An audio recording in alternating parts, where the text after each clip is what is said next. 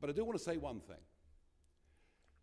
Some of the online abuse and frankly outright over racism that has been showed against a senior member of this party, had it been shown towards any other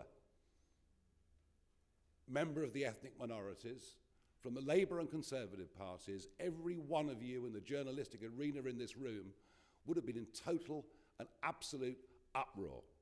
It would have been. Well, you just heard Nigel say some accusations against actually some of the own members of Reform UK.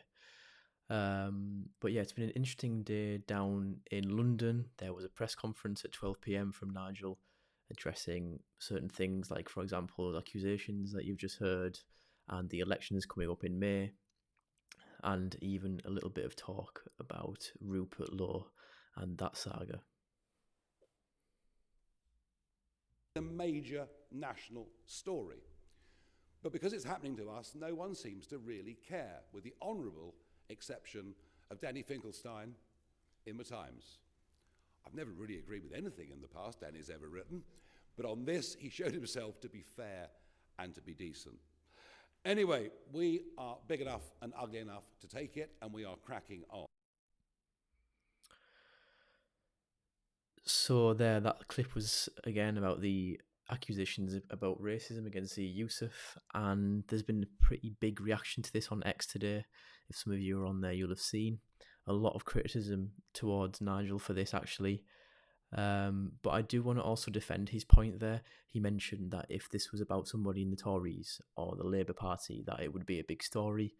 And I kind of agree with that. Like, the media and the mainstream political world in the UK has seemed to ignore this problem, actually. But on the other hand, is he kind of using like leftist tactics to silence the opposition to Zia Yusuf? He's been under some serious criticism and some heavy fire recently from opponents for his leadership style, his management, and the fact that he's got little to no political experience, and he basically paid for the chairman job. So those are the criticisms of Zia Yusuf. So I get both sides of the argument here. I get what Nigel's saying, but I also get the criticism in general, which most of which is not racist, of course. And most of the criticisms that I have seen and heard have been genuine concerns without insulting Zia Yusuf. But I'm just going to show you another clip from the press conference now about just some general things that Nigel said. Thank you very much, and good morning, everybody. Well, as Zia has said, we've had a very busy, active, and I think pretty successful 7 months. The speed, the growth, and the breadth of the party has been pretty astonishing. I have to say my main priority since July the 4th has been the 1st of May, because the 1st of May is our first real electoral test since the general election, where we intend to prove that the polls are not virtual, but that they are real. So the elections in May, he mentions there, we want to see the party convert this growth and the optimism from the polls into actual council seats. And I saw earlier that he was predicting a conservative estimate, of about 200 seats. Now, I think Reform are going to get a lot more than 200 seats because, you know, there's a lot of councils where Reform is popular that are having elections. Obviously, we had the 2 that were postponed, which probably would have been 2 wins for Reform, I would imagine. However, you know, some of the polls that I've seen, for example, Durham, I saw a poll saying Durham County Council would be Reform and that they'd get 70 seats there just in that one council. So imagine if those polls actually are accurate and it comes to life, basically, you know. And again, just the growth that you mentioned, Reform has been on a crazy growth. I know the Rupert Lowe saga has kind of made them look a bit unprofessional. Some people have even left the party. A lot of activists have left the party over this. So we'll see what happens going forward. But they still have, you know, a growth of like 200,000 members in a year. They've boosted in the polls from 14% in the general election to polling at consistently 26-27%. So yeah, huge amount of work has got into it, and the political opportunity is, I think, pretty extraordinary. Labour have not exactly got off to a very good start. And even if the Prime Minister is able to use his Brexit freedoms to stand much taller on the world stage than he would have done as EU members, it's the real cost of living, its daily life, that is getting people down. You'll notice that the growth figures that came out on Friday showed that for 4 of the 7 months since, as she was dubbed by Lee Anderson, Rachel from Accounts has been our Chancellor, GDP fell. But of course, the real story is what is happening through mass migration and population explosion to GDP per capita, which continues to fall and has done for the last couple of years. The country is being deindustrialized, and I think very few people actually understand just how big the impact is going to be on jobs and the economy once the budget takes full effect on April the 1st. So we have a chance and an opportunity there. As for the Conservatives, well, of course, on May the 1st, they're going to be defending hundreds of seats that they won in 2021, when they were right at the absolute peak of Boris Johnson's then success. But the level of betrayal to so many voters who voted Conservative back in 2019 has been such that the party now stands, frankly, for nothing. It serves no particular purpose. And the truth is that in many seats, indeed, particularly the 300 county council and unitary seats that are held by Labour, frankly, a vote for the Conservatives will be a wasted vote, because we are the ones that will be challenging Labour.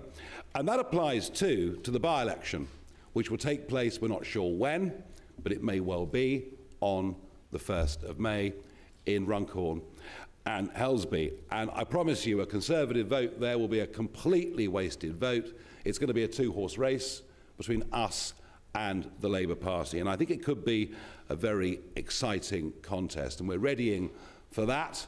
And as soon as we know when the by-election is, we will have a press conference in Runcorn to show you who our candidate is. Okay, so a few interesting points that he mentioned there. I like how he mentioned that's the daily life that is getting people down at the moment, and that's true, right? I mean, we all hear about the people around us, our friends and family, co-workers, colleagues, and just neighbours, people in our communities who are just down in the dumps about the current situation of the country, whether it's economically, culturally, and just the way this current government is handling things. And I also like how he mentioned the deindustrialization, which is a huge problem. We've seen in Germany, for example, how that's failing right now. And the contrast we've seen in France, where, you know, President Macron, to his credit, has reindustrialized the country, and that's given people jobs, and it's basically made France self-sufficient. And I think that's what we need to do here as well. And I like the fact that Nigel mentioned, you know, the industry and how important that is. He also mentioned the wasted vote for the Tories in the elections coming up. Now, before the general election, we always heard from the Tories, and even continuing after the general election, when the Tories were still polling in second place, that a vote for reform is a wasted vote. You're just splitting the right wing. You are going to give Labour another term if you vote for reform. And it's good how the narrative's now flipped, and Reform are sort of using that in an ironic way. You know, it can be interpreted that way to get back at the Tories and the people who believe that voting for Reform is a wasted vote, because it clearly isn't. I mean, look at the polls. And lastly, the election coming up, the by-election. Again, it's basically going to be Labour versus Tories, Labour versus Reform, sorry. And a Tory vote or a Lib Dem vote is just going to be a wasted vote. You know, I think some of the polls has put in basically like Reform on 40% and Labour on around 35%, which would make another MP for Reform, sorry. So yeah, that's going to be an interesting one. I think in 2 months' time from now, in the middle of May, we are going to be in a much better position in terms of Reform's position in the local councils, and also potentially an extra MP.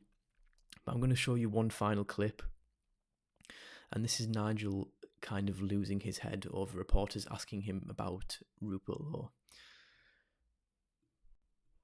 Lowe's threatened legal action over Good. reforms claims. It's interesting whether you'd be prepared to fight him in court on that. If he took you to court, would you I fight shall him in look court? forward to it. Thank you. Nigel, just quickly on the same issue as Amy here. Do you think that Rupert Lowe is responsible for? Yes. Sorry, whipping up that racism? Rupert did say that he was asked to tone down his speech on that. So there you have just seen him kind of ignore the reporters and try and get out of the situation, which, to be honest, might be the best thing here, because, you know, putting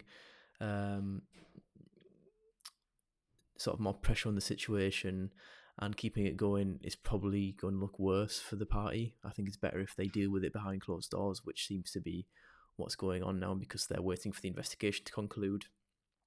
But hopefully that will end in Rupert Lowe coming back to reform. I know that didn't look likely a few days ago, but Nigel also mentioned today that we were just going to, well, he was just going to wait and see what the outcome of the investigation was. So hopefully that is good for Rupert Lowe and for reform, of course, if he joins back again. So yeah, that's been the highlights of the press conference today.